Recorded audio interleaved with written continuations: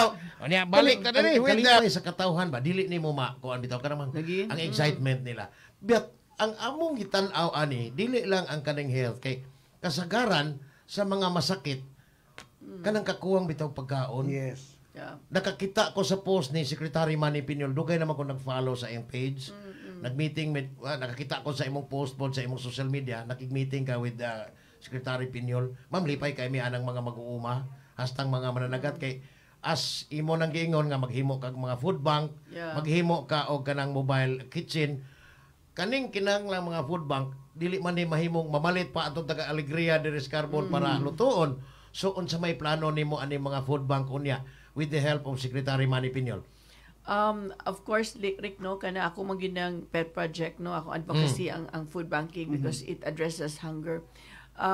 Naasay mga suggestions si Secretary Piñol, no, na we will be creating, I think, katong pagkaon para sa masa, a pilot project namo tulo ka stores. We'll just sell alang sa masa. we'll just sell food at a low rate. Onya gikan gyud na sa farmers. Walay mga middleman wala na diretso na siya. So and then we're also going to lower yung mga tariff sa mga food products na karon like ang kaning ato ang transport. Yeah. Ang atong meat karon nga ASF gihapon so lay baka so do you know that ang kilo nato diri sa baboy is almost 400 yes. But in Negros is only 100 something.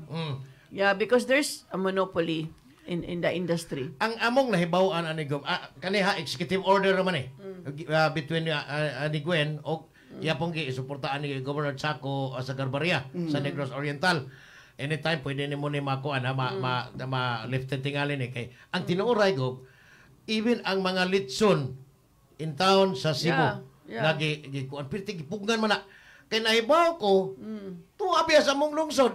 I don't know, Mayor Jolie Flores ni insulti ba nimo? Ato ay grabe daghan ng production dito nila. Yan na to mention na og kinsa basta pirti daghan ng production ang barangay Balaw. Kabaw ta na ka no ato na pagkalantawon gyud. Kay di ni mahimo ingon ani ang kahimtang na to sige. Naaray mga few people nga nakakwarta diri ang katawhan in taon nagkalisod. So sige lang gamay na lang pag-antos. Disisize na daw ka building ko. Ha? Disisize na daw ka building. Disisize imong ihap. Wow. Ang istorya sa itong mga amigo, disisize na daw ka building. Gabihan no. So and more. Size ka building, duha ka plano, duha ka yate. Ang ako lang, ang amo lang yun. Helicopter duha. Ang amo lang yun, ang kami, Boss Rico, nagsige may hisgot sa umaabot ba? Days na lang yun ang counting mo. Ibuguan mo nislas mga Cebuano, no? Tuog yun nila nga malinlang nila. Duha naman lang. Matago na, sige. Oscar Nubinahan naman lang si Gwen Siem kagabi. Bitaw no, 9 days no, Nobina. Sus, pagsugod na kang Nobina karong gabi. Pista.